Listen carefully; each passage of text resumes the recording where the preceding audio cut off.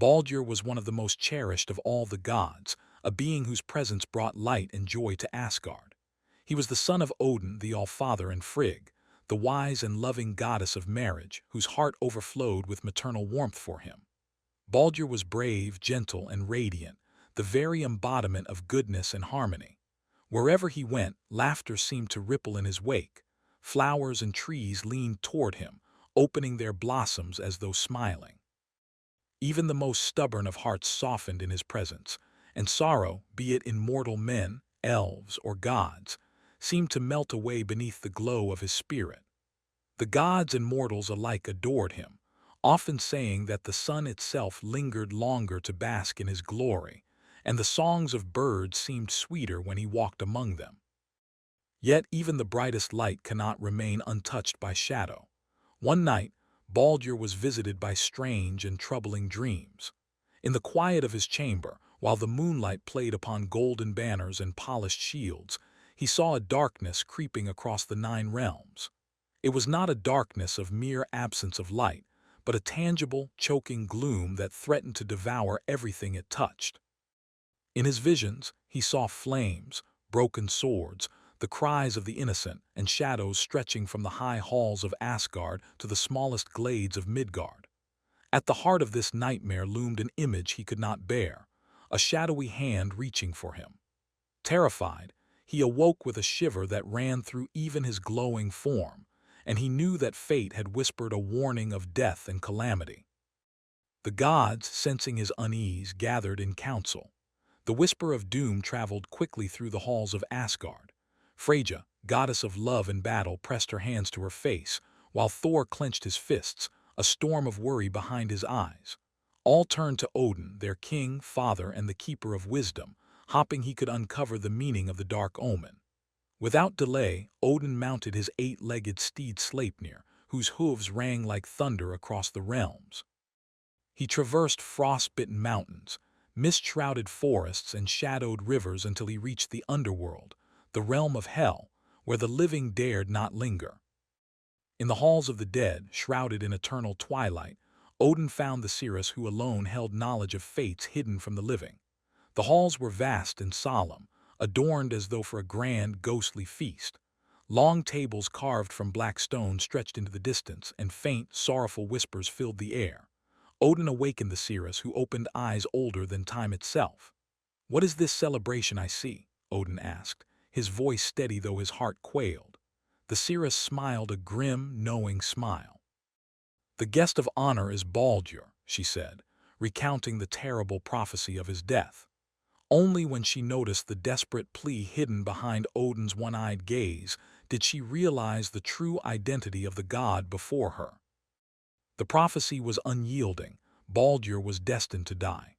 With a heart heavy as iron, Odin returned to Asgard and conveyed the fatal news. Frigg, overcome with fear and love for her son, refused to accept such destiny.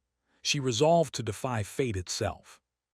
Traveling across all the worlds, through the frozen wastes of Niflheim, the verdant woods of Midgard, the blazing plains of Muspelheim, and the hidden caverns of Svartalfheim, she sought the promise of every being, every element, every material that walked, crawled, swam, or burned across creation. From mountains whose peaks pierced the clouds to the tiniest grains of sand, from rivers that sang to the seas that roared, from flame to iron, every oath was extracted that nothing would harm Baldur. Even the winds whispered promises that they would never strike him. Only one thing remained unbound, the smallest and most delicate of leaves, the mistletoe. With the oath secured, relief and joy swept through Asgard like a spring breeze. To celebrate, the gods devised a strange and gleeful game. They hurled spears, arrows, stones, and even the heaviest of axes at Baldur, who laughed as each weapon bounced harmlessly from his shining form. The laughter of the gods rang through the halls, louder than any horn or drum, echoing from the highest towers to the lowest cellars. Flowers seemed to bloom with renewed vigor beneath his feet, and the sunlight danced brighter upon polished shields. This display of invulnerability delighted everyone. Asgard's joy seemed endless, a testament to the boundless light of Baldur's spirit. Yet even in this bliss mischief lurked. Loki, the trickster, with cunning eyes glinting like embers, watched from the shadows. He inquired slyly of Frigg, "Did every single thing swear to spare Baldur?" "Oh yes," she replied, her voice soft with confidence, "everything except the mistletoe. But it is so small, so delicate, I did not think it necessary to ask it." Loki's cruel smile curved like a serpent in the dark. He found the mistletoe, carved it into a spear as fine as a hair and as deadly as winter's bite, and made his way to where the gods were playing. There he found Hotter, Baldur's blind brother, sitting quietly apart, unable to join the merriment. "You must feel left out," Loki cooed, honeyed but dangerous. "Here, throw this at Baldur, I will guide your hand." Poor Hotter, trusting Loki's words, lifted the branch. Under the trickster's careful deceit, he cast it, and the slender, seemingly harmless spear pierced Baldur's heart. In an instant, the god fell, lifeless, his laughter cut off as though a sunbeam had been extinguished. The joy of Asgard collapsed into suffocating silence.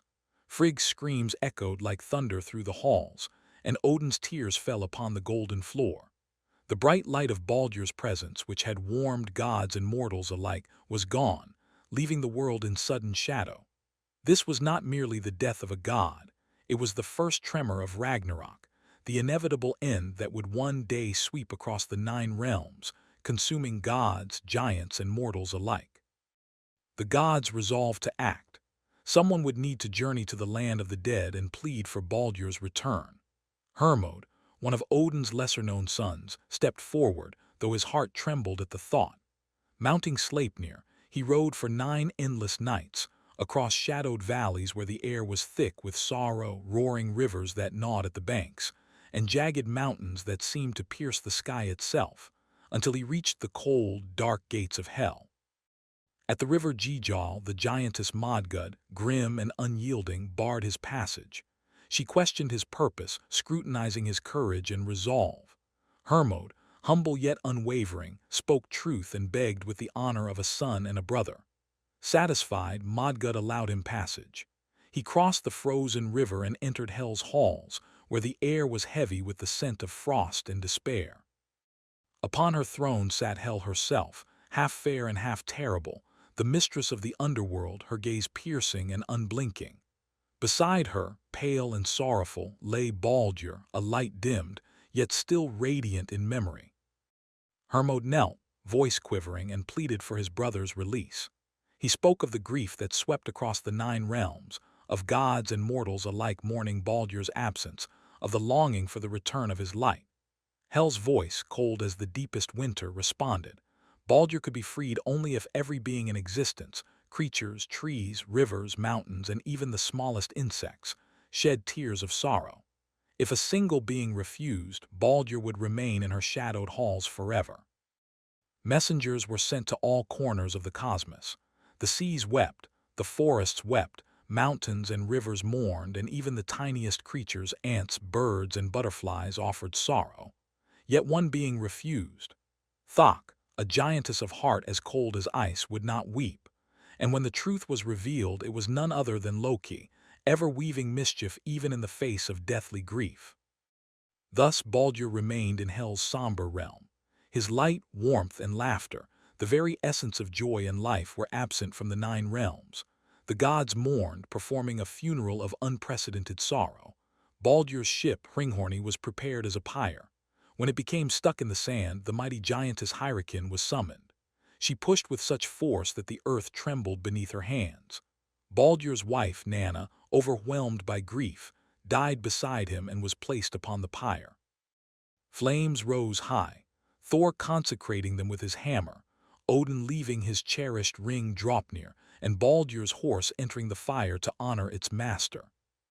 Across the 9 realms, beings gathered to mourn.